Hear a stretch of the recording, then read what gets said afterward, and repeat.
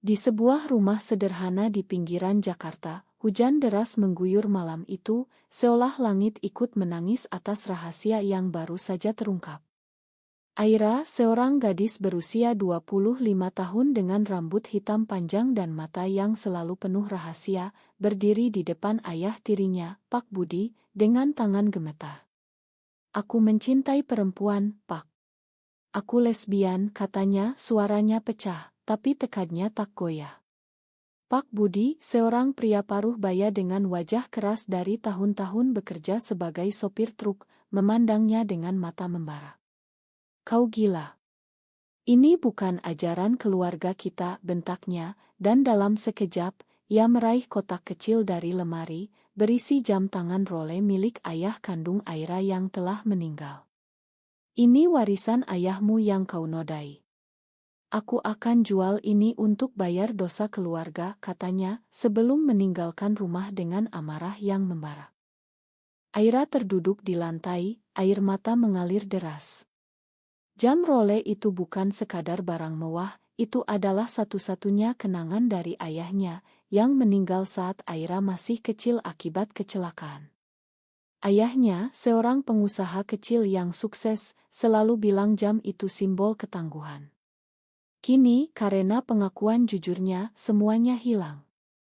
Ibu Aira, Bu Sari, yang selama ini diam saja, mendekat dan memeluknya. "Kenapa kau bilang begitu, Nak? Kita di Indonesia, orang-orang akan bicara. Keluarga kita Muslim taat, ini bisa hancurkan nama baik," bisiknya, suaranya penuh kekhawatiran. Aira tahu, di masyarakat seperti ini, identitasnya seperti bom waktu. Tapi bagaimana ia bisa bohong lagi? Cinta pertamanya pada seorang perempuan bernama Lina, teman kuliahnya, telah membuatnya sadar siapa dirinya sebenarnya. Malam itu, Aira tak bisa tidur. Pikirannya melayang ke masa lalu. Saat kecil, ia selalu merasa berbeda. Teman-teman gadisnya bermain boneka, tapi Aira lebih suka bertualang dengan anak laki-laki. Saat remaja, ia mulai tertarik pada perempuan, tapi ia tekan perasaan itu dalam-dalam, takut pada ayat-ayat Al-Quran yang dibacakan di masjid setiap Jumat. "Allah menciptakan pria dan wanita untuk saling melengkapi," kata Ustadz waktu itu. Aira berusaha taat, bahkan pernah pacaran dengan cowok untuk normal. Tapi semuanya palsu, dan itu menyiksanya. Lina muncul seperti cahaya. Mereka bertemu di kampus Universitas Indonesia saat kuliah sastra. Lina, dengan senyum manis dan mata cerdas, membuat Aira merasa utuh untuk pertama kali. Keesokan harinya, Aira pergi ke pasar loak di Tanah Abang, berharap bisa menemukan ayah tirinya sebelum jam itu dijual. Hujan masih deras, jalanan becek, tapi ia tak peduli. Di sana ia melihat Pak Budi sedang tawar-menawar dengan seorang pedagang. "Berapa harganya?" tanya Aira, suaranya tegas. Pak Budi terkejut. "Kau tak punya hak lagi atas ini," katanya. Pedagang, seorang pria tua, memeriksa jam itu. "Ini asli, tapi ada goresan aneh di belakang," katanya. Aira merebutnya sejenak, dan di balik tutup jam, ia melihat ukiran kecil, sebuah catatan tersembunyi dari ayahnya. Tapi sebelum ia baca, Pak Budi merebutnya kembali dan menjualnya dengan harga murah. Aira pulang dengan hati hancur, tapi benih keraguan mulai tumbuh. Apa isi catatan itu? Mengapa ayahnya sembunyikan? Sementara itu, Lina menelepon Aira.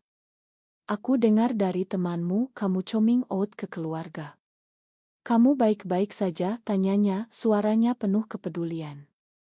Lina sendiri berasal dari keluarga liberal di Bandung, ayahnya dosen yang terbuka pikiran.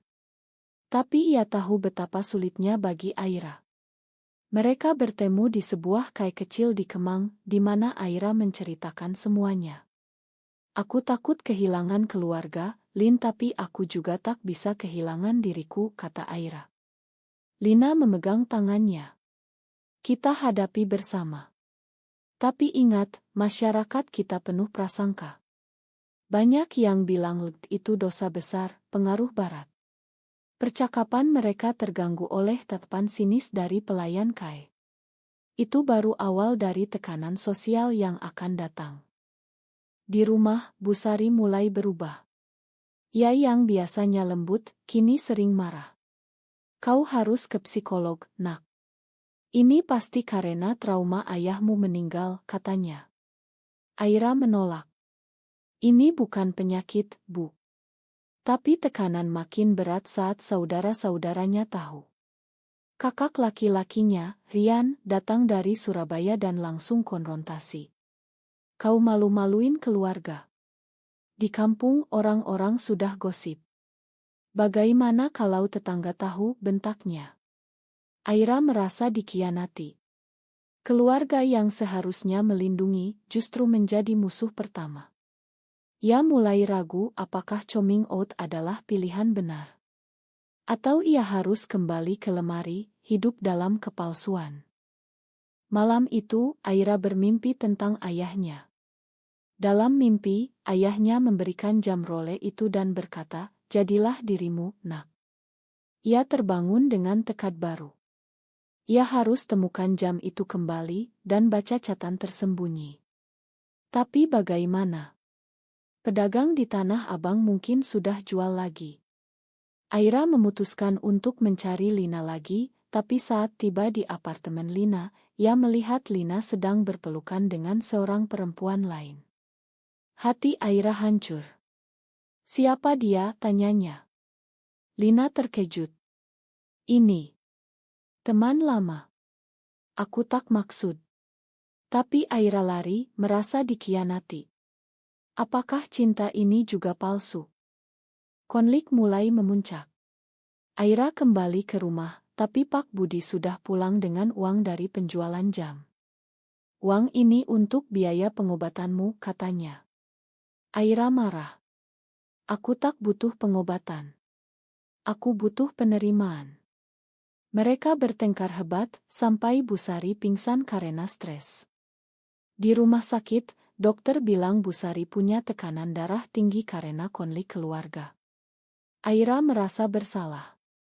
Apakah identitasnya layak mengorbankan kesehatan ibunya?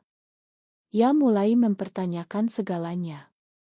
Masyarakat Indonesia, dengan norma agama dan budaya yang kuat, tak mudah menerima. Berita tentang LGB sering jadi kontroversi, dari demo anti sampai kasus diskriminasi. Aira memutuskan untuk sementara menjauh. Ia pergi ke Bandung, ke rumah Lina, tapi Lina tak ada. Ternyata Lina pergi ke Jakarta untuk mencarinya. Di perjalanan kereta, Aira merenung. Hidup sebagai lesbian di Indonesia berarti perjuangan konstan melawan diri sendiri, keluarga, dan masyarakat. Tapi ia tak bisa mundur. Saat tiba di Bandung, ia dapat pesan dari Lina, aku salah, maafkan aku.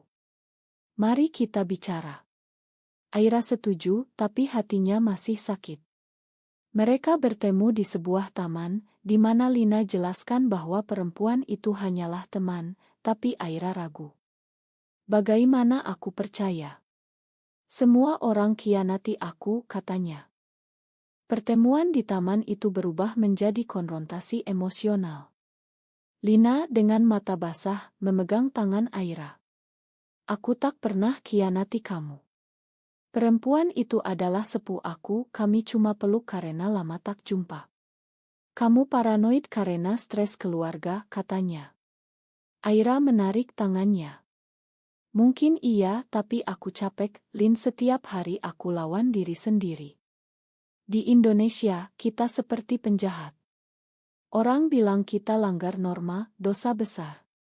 Lina mengangguk. Aku tahu.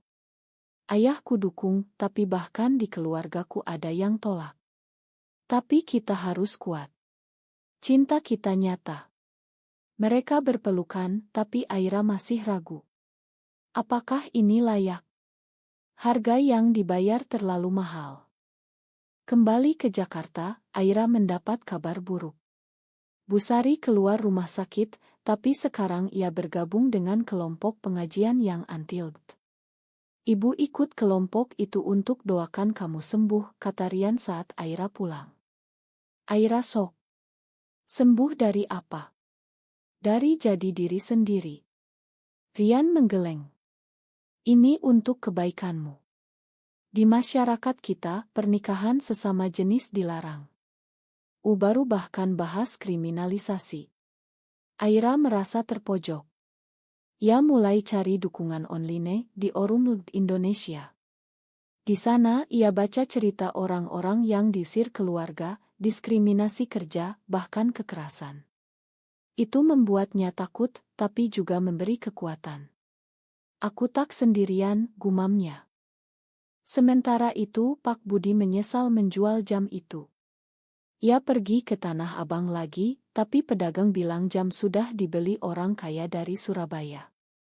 Pak Budi pulang dengan hati berat. Di rumah, ia bicara dengan Bu Sari. Mungkin kita terlalu keras pada Aira. Ayah kandungnya dulu liberal, mungkin ia warisi itu. Bu Sari menangis. Tapi bagaimana dengan tetangga? Mereka sudah gosip. Kita bisa dikucilkan. Konflik keluarga makin dalam. Aira yang mendengar dari balik pintu merasa campur aduk. Ada harapan tapi juga kemarahan. Aira memutuskan untuk cari jam itu. Ia hubungi pedagang, dapat alamat pembeli di Surabaya. Ia naik kereta malam sendirian, pikirannya penuh konflik. Di kereta ia bertemu seorang wanita tua yang cerita tentang anaknya yang gay. Aku usir dia dulu, sekarang menyesal. Hidup pendek, nak. Jangan biarkan prasangka hancurkan cinta. Kata-kata itu menyentuh Aira. Di Surabaya ia temukan pembeli, seorang kolektor jam bernama Pak Hasan. Jam ini spesial, ada catatan di belakang, kata Pak Hasan. Aira memohon untuk lihat. Catatan itu berbunyi, untuk Aira, jadilah siapapun kamu, ayah selalu bangga. Rahasia ini untukmu. Aira menangis. Ayahnya tahu. Bagaimana? Pak Hasan setuju jual kembali dengan harga mahal. Aira tak punya uang, jadi ia hubungi Lina. Lina datang ke Surabaya, bawa uang tabungannya. Ini untuk kita, katanya. Mereka kembali ke Jakarta dengan jam itu. Tapi di rumah, Pak Budi marah besar. Kau curi uang dari mana, tanyanya. Aira jelaskan, tapi Pak Budi tak percaya. Ia ambil jam itu lagi dan lempar ke lantai. Tutup jam terbuka, catatan terlihat. Pak Budi baca, wajahnya pucat. Ayahmu tahu. Tentangmu, gumamnya. Ternyata, ayah kandung Aira pernah cerita pada Pak Budi sebelum meninggal, bahwa ia curiga Aira berbeda, dan minta lindungi. Pengungkapan itu seperti bom. Bu Sari sok. Kenapa tak bilang dari dulu, tanyanya pada Pak Budi.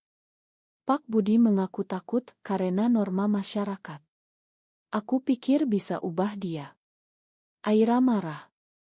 Jadi kalian tahu, tapi pura-pura. Kalian khianati aku. Ia lari keluar rumah ke apartemen Lina. Di sana mereka bicara panjang. Mungkin ini kesempatan untuk rekonsiliasi, kata Lina. Tapi Aira ragu.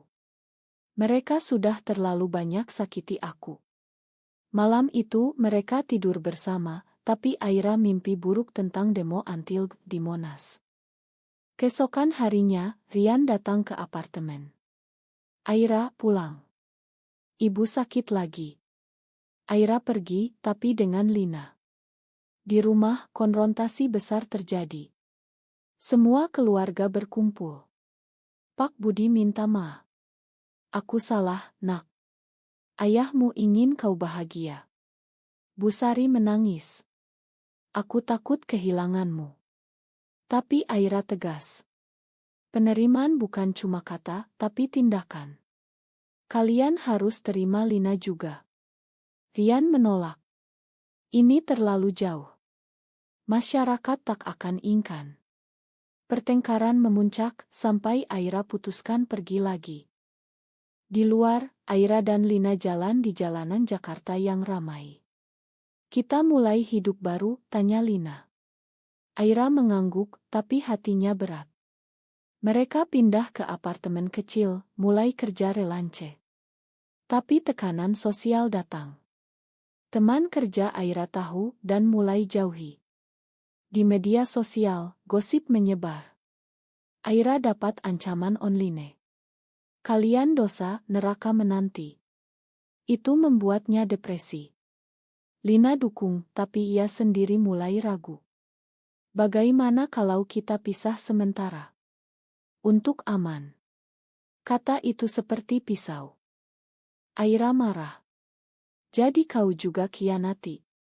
Lina menangis. "Bukan, aku takut untukmu." Mereka bertengkar, dan Lina pergi. Aira sendirian, merasa dunia runtuh. Ia ingat catatan ayahnya, dan tekad bangkit. Ia gabung komunitas LGB di Jakarta, ikut seminar rahasia. Di sana ia bertemu orang-orang seperti dirinya, cerita pengalaman. Itu memberi harapan. Tapi saat pulang, ia lihat Lina di depan apartemen, dengan koper. "Aku tak bisa tinggalkanmu," katanya. Mereka rekonsiliasi, tapi tahu perjuangan baru mulai. Hidup baru Aira dan Lina di apartemen kecil di Tebet penuh tantangan. Mereka kerja dari rumah, Aira sebagai penulis relance, Lina sebagai desainer grafis. Tapi rumor tentang mereka menyebar di lingkungan. Tetangga mulai bisik-bisik, anak kecil dilarang main dekat pintu mereka. Suatu hari, pemilik apartemen datang. "Saya dengar kalian begitu. Ini bukan tempat untuk itu. Keluar dalam seminggu," katanya. Aira sok. Ini diskriminasi. Tapi pemilik tak peduli. Di Indonesia, norma harus dijaga. Mereka terpaksa cari tempat baru, tapi sulit. Banyak yang tolak saat tahu status mereka. Sementara itu, keluarga Aira mencoba hubungi. Busari kirim pesan, "Pulang, nak. Kita bisa bicara." Aira abaikan. Tapi Pak Budi datang sendiri ke apartemen lama, tapi mereka sudah pindah. Ia cari Ino dan temukan alamat baru di Bekasi. Saat datang, ia lihat Aira dan Lina sedang packing. "Biarkan aku bantu," katanya. Aira tolak. "Kalian sudah cukup." Pak Budi duduk, cerita masa lalu. "Ayahmu sahabatku. Sebelum meninggal, ia bilang lindungi Aira apapun jadinya. Aku gagal." Air mata mengalir. Aira lembut. "Kenapa jual jam itu?" Pak Budi jawab, "Amarah butakan aku." Makan. Rekonsiliasi mulai, tapi lambat. Busari ikut datang ke apartemen baru. Ia bawa makanan, tapi tatapannya pada Lina penuh curiga. "Ini temanmu?" tanyanya. Aira tegas. "Pacarku, Bu." Busari diam, tapi tak pergi. Mereka bicara panjang tentang agama. "Al-Quran bilang begini," kata Busari. Aira balas, "Tapi Allah ciptakan aku begini. Mana yang salah?" Debat itu buat Busari renung. Ia pulang dengan pikiran baru. Tapi masalah baru muncul. Di tempat kerja Lina, bos tahu tentang hubungan mereka dari media sosial. "Ini bisa rusak reputasi perusahaan," katanya, dan pecat Lina. Lina depresi. "Semua karena aku," kata Aira. Lina peluk. "Karena kita." Mereka cari kerja baru, tapi sulit. Aira putuskan buka blog tentang pengalaman LGB di Indonesia, anonim. Blog itu viral, banyak yang dukung, tapi juga benci. Ancaman datang, bahkan polisi hubungi karena tuduhan propaganda. Rian, kakak Aira, marah besar saat tahu blog itu.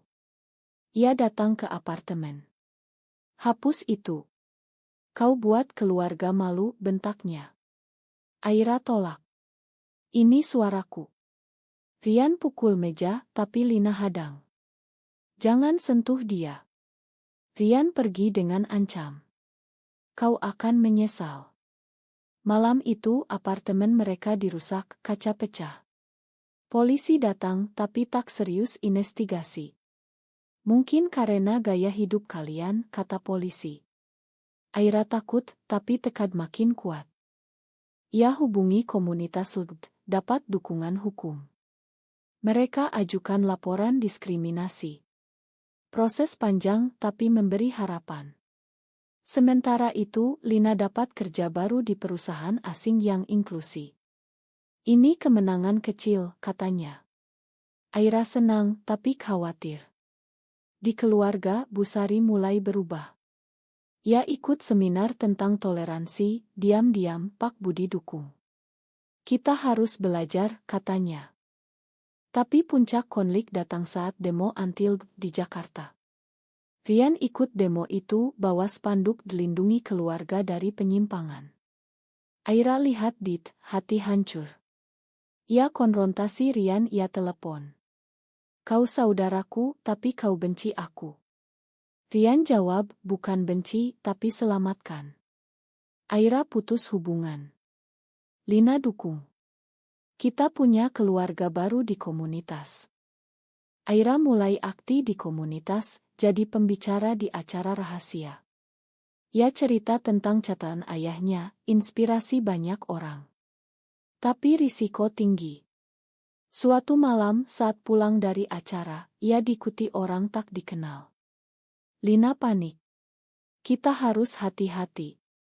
Mereka putuskan pindah ke Bali, di mana lebih toleran. Tapi sebelum pindah, Busari datang. Jangan pergi, nak. Ibu terima kamu.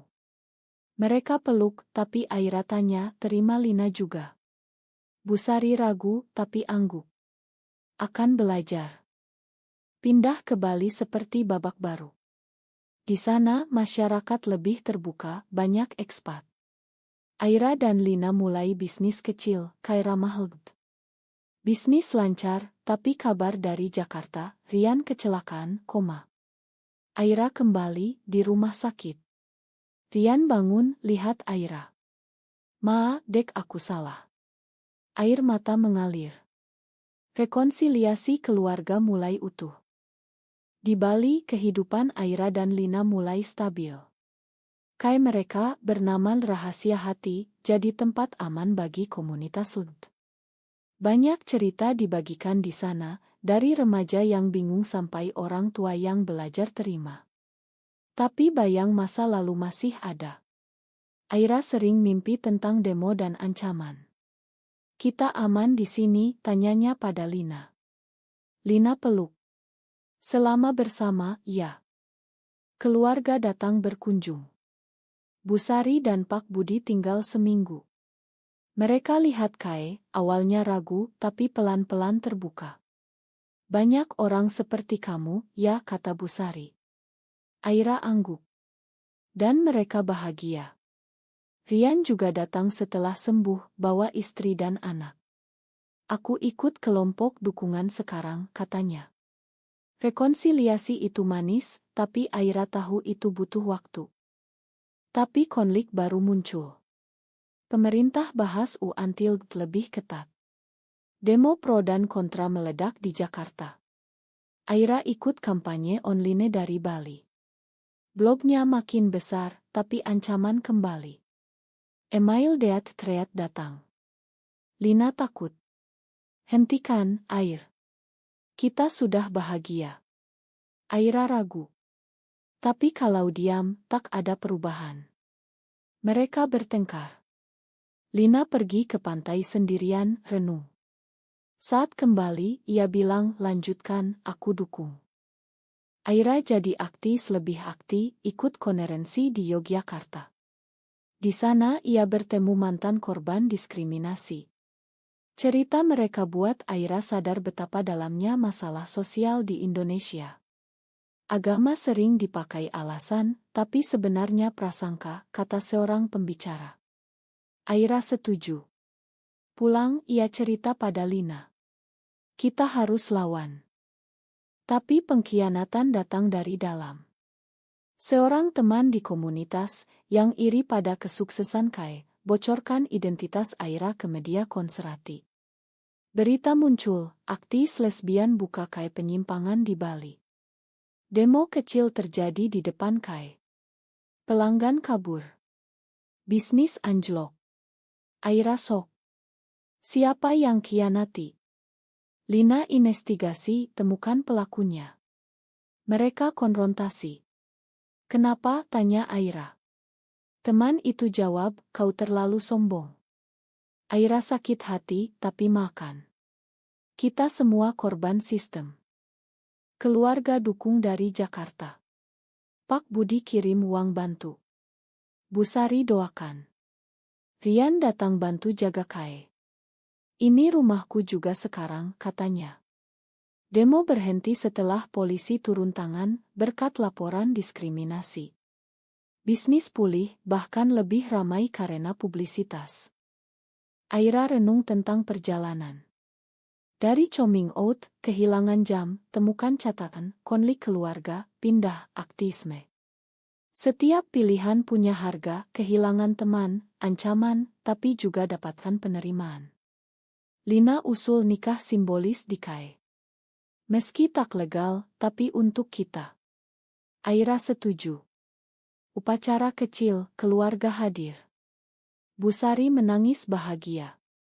Aku bangga padamu. Tapi akhir tak selalu manis. Berita baru lolos, kriminalisasi LGBT. Aira dan Lina takut. Kita pindah ke luar negeri, tanya Lina. Aira ragu. Ini tanah airku.